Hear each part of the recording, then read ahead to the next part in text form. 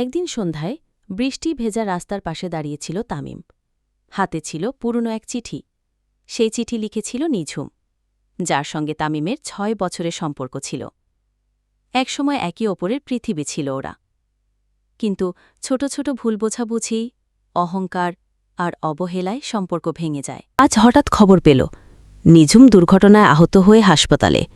ছুটে গেল, কিন্তু হাসপাতালে পৌঁছে শুনল নিঝুম আর নেই।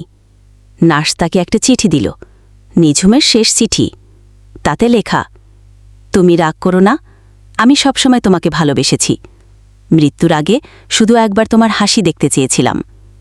চোখ ভিজে গেল তামিমের। বাইরে বৃষ্টি থেমে গিয়েছে, কিন্তু তার মনে ঝড় বইছে। সে বুঝল, জীবনে ভালোবাসার মানুষকে অবহেলা নয়, সময় থাকতে বোঝা উচিত তার গুরুত্ব। আজ নিঝুম নেই, কিন্তু তার ভালোবাসা তামিমের জীবনের সবচেয়ে বড় শিক্ষা হয়ে রইল।